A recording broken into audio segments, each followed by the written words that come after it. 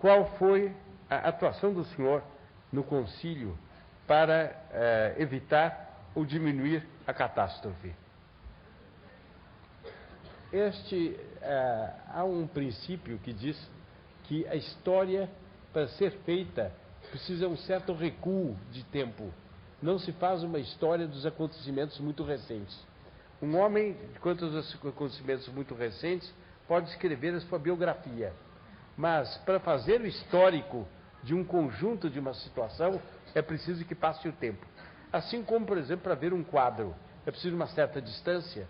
Se eu puser meus olhos muito perto do quadro, eu não verei bem. Assim também, para ver o passado, é preciso uma certa distância do tempo. Eu posso dizer o que a TFP fez durante o concílio. Há muita coisa disso que ainda é cedo para contar. Isso faz parte da história. Ainda é cedo. Bem, a TFP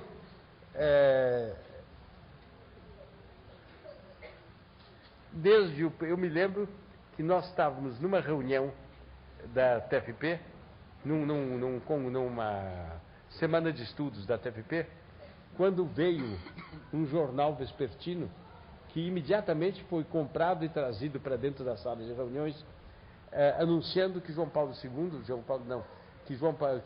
João 23 tinha convocado o concílio. E eu fazia-nos a honra de presidir a mesa, naquele tempo, um arcebispo que, com Dom Antônio de Castro Maia, comigo, e com o economista Mendonça de Freitas, escreveu o livro Reforma Agrária, Questão de Consciência. Ele fazia a honra de presidir a mesa. Eu li rapidamente e passei por debaixo para ele, porque nós brasileiros sabemos que somos muito espivitados e que se essa notícia caísse durante a reunião, desarticulava a reunião completamente. Os comentários, as perguntas, o que é que vai acontecer, etc, ia tudo pelos ares. Ele, jeitoso, também dobrou o jornal assim, deu por debaixo da mesa e não comentamos nada. Mas os espíritos estavam prognosticando duas coisas diferentes.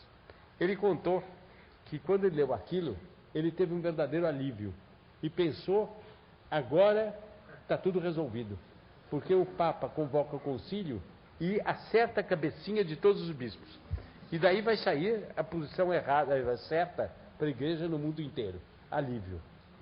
Eu, pelo contrário, tive a impressão que eu teria, se eu vivesse no tempo de Luís XVI, o rei da Revolução Francesa, quando Luís XVI convocou os Estados Gerais, de cuja reunião decorreu, em última análise, a Revolução Francesa.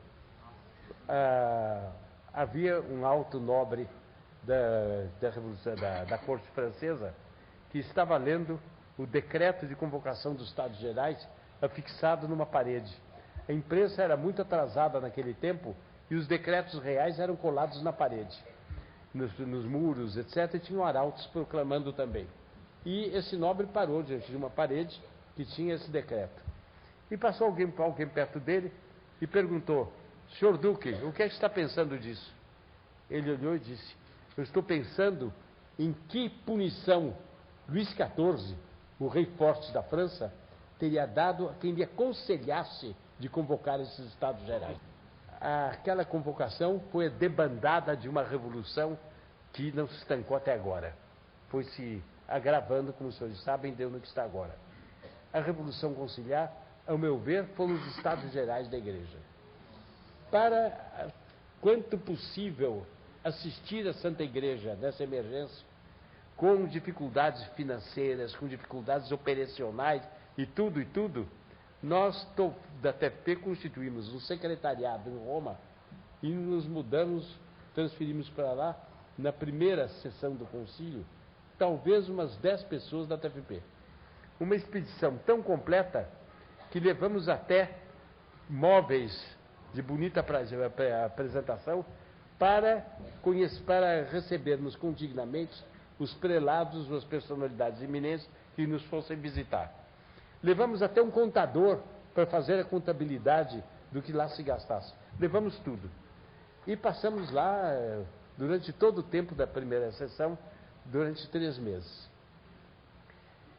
Durante esse tempo, eu percebi desde logo que eram pouquíssimos os olhos que estavam abertos para aquela situação.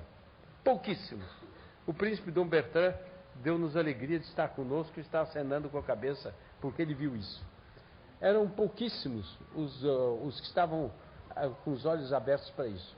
Os bispos eram hospedados em seminários. E nesses seminários, em geral, nos arredores de Roma.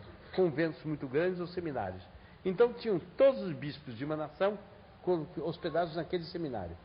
Quando eles chegavam do concílio, iam ônibus, enchiam os ônibus de bispos e levavam para a Basílica do Vaticano. Lá eles se paramentavam e participavam do concílio.